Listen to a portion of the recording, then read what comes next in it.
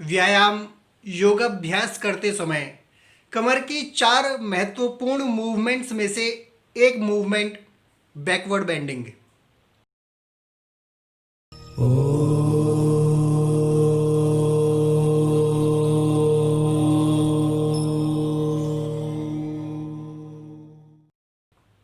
Backward bending के बहुत से आसन उपलब्ध हैं।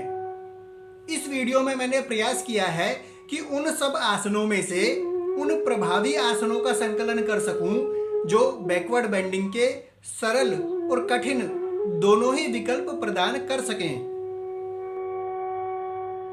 पेट के बल लेटकर दोनों टांगों को घुटने से मोड़ें और टखनों को भली प्रकार पकड़ लीजिए। अब शक्ति लगाते हुए आगे से सर और पीछे से टांगों को यथाशक्ति ऊपर उठाएं। अधिक लाभ के लिए प्रयास करें कि पूरे शरीर का भार नाभि पर आ जाए।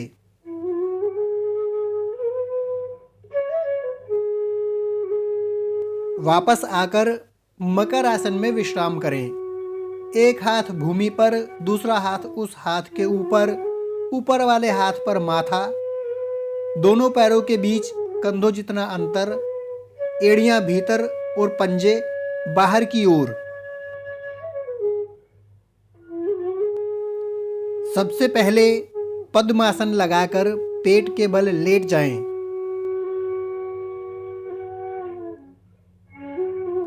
अब हथेलियों पर ठोड़ी को इस प्रकार टिकाकर आसन में स्थिरता पूर्वक रुकते हुए लाभ प्राप्त करें। इसके बाद वापस आएं और हाथों को मकर आसन की स्थिति में रखकर विश्राम करें। इस आसन में कोहनियां मिलाकर रखने पर अधिक प्रभाव मिलते हैं। यदि ऐसा करने में कठिनाई ज्यादा हो तो कोहनियों में अंतर रखकर भी आसन कर सकते हैं। जो साधक विपरीत मत्स्य आसन बहुत सुगमता से कर सकते हैं वे कमर पर मन को लगाएं और उसे ढीला छोड़ें। इस प्रकार आप और अधिक लाभ प्राप्त कर सकते हो। जो साधक पद्मासन लगाने में असमर्थ हैं वे निरालंब आसन से भी लाभ प्राप्त कर सकते हैं जिसमें टांगों को सीधा रखा जाता है। सबसे पहले पेट के बल लेट जाएं। एड़ी पंजे मिलाकर रखें। अब दोनों हाथों की उंगलियों को इस प्रकार एक दूसरे में फंसाएं। आगे से शरीर को ऊपर उठाएं और कोहनियों को सीधा करें। यथाशक्ति आसन में रुकने के बाद वापस आकर मकर आसन में विश्राम करें।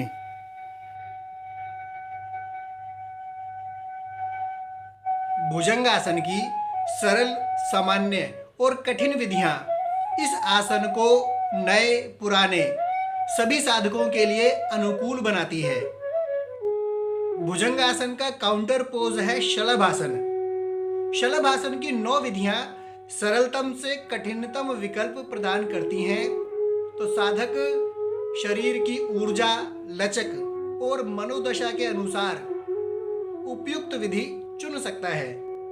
योगाभ्यास में पश्चिमोत्तानासन अति उपयोगी आसन है और इसे काउंटर करने के लिए सेतु आसन अति अनुकूल आसन है। सेतु आसन की प्रचलित विधि कुछ कठिन है परंतु इसकी अन्य विधियां आसन को प्रभावी रखते हुए सरल भी बना देती हैं। पीठ के बल लेटकर दोनों टांगों को घुटने से मोड़ें और एड़ियों को नितंबों के समीप ले आएं। पैरों के बीच कंधों जितना अंतर। अब दोनों टखनों को पकड़ें और कमर को अधिक से अधिक ऊपर उठाएं। अंगुलियां क्रॉस और कोहनियां सीधी करके भी कंधर आसन का अभ्यास किया जा सकता है। यदि ये दोनों विधियां भी कठिन लगे तो हाथों को इस प्रकार भूमि पर रखकर भी अभ्यास कर सकते हैं। यथाशक्ति आसन में रुकने के बाद वापस आकर शवासन में विश्राम करें। पीठ के बल लेटकर दोनों पैरों में कंधों जितना अंतर, पंजे साइड में लटके हों, हाथ जंघा से कुछ दूरी पर, हथेलियां ऊपर की ओर। हाथों की अंगुलियां स्वाभाविक रूप से मुड़ी हों। उन्हें ना तो सीधा करने का प्रयास करें और ना ही मोड़ने का। अंगुलियां स्वाभाविक रूप से जितनी मुड़ती हैं उन्हें मुड़ने दीजिए।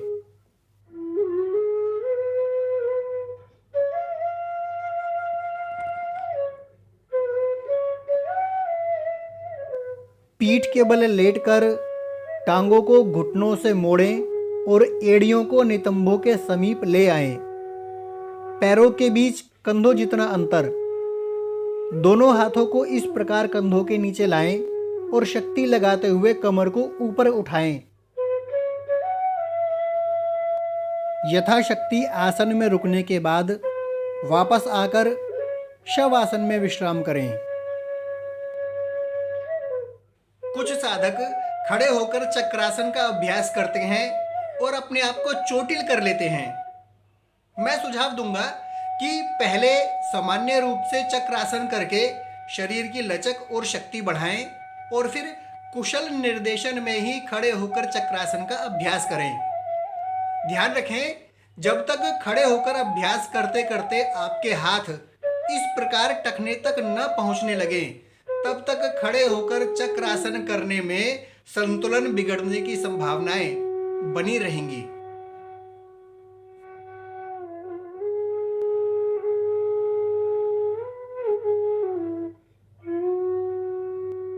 इन आसनों और उनकी अलग अलग विधियों से नए और पुराने साधक शरीर की कम या अधिक लचक एवं ऊर्जा के अनुसार बैकवर्ड बेंडिंग के उपयुक्त विकल्प चुन सकते हैं। नमस्कार, धन्यवाद।